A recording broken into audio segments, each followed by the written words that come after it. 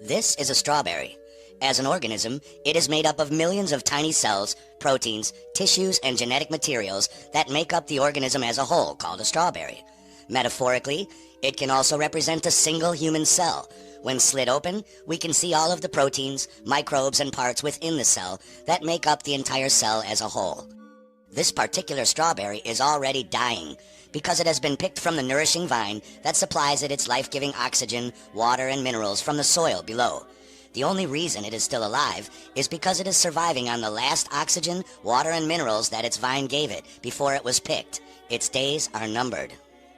The average adult human loses between 50 and 70 billion cells each day due to apoptosis, meaning the natural programmed death of old cells, plus millions of dying bacteria and microbes, and in the case of physical injury, or a poisonous, acidic blood pH from stress, worry, poor diet, lack of oxygen, and environmental toxins, billions more cells can die from necrosis, or unnatural traumatic cell death. Our body's bacteria and microzyma eat all of this dead cell debris, and the body expels whatever they don't eat through the various excretory organs. Germs and bacteria are dead cell debris eaters. Viruses are nothing more than dead cell debris.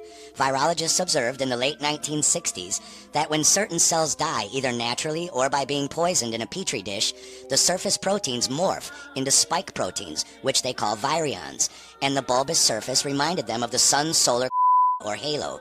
So they named this a virus, from the Latin meaning crown or wreath.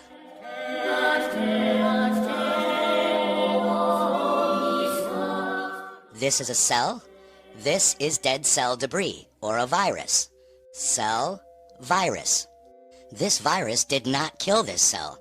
It was already dying of necrosis from the moment it was picked from the nourishing vine, and my fist gave it the finishing blow. This virus is neither harmful nor contagious. It is simply dead cell debris. Now, the internal bacteria inside of the cell start to grow and eat the dead cell debris. They do not come from the atmosphere. They come from inside of the dying cell. Germs, dead cell debris eaters. Just like the virus, these bacteria did not kill these strawberries and are not killing them right now. They were dying from the moment they were picked from the vine in both of these cases, and my fist finished the job in the case of the jelly virus on the right. Just like this bird did not kill this roadkill, the car that ran it over killed it. The bird is the metaphorical germ, eating the dead cell debris.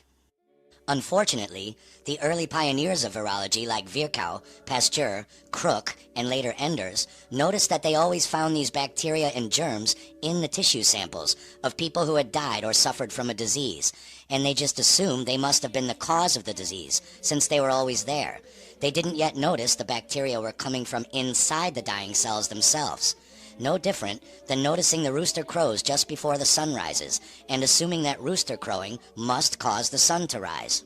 The bogus germ theory of disease was born, and soon a multi-billion-dollar-a-year pharmaceutical industry arose, selling people endless snake oil, cold and flu medications, antibiotics, and surgical procedures to remove excretory organs, in the name of protecting us from these harmless germs.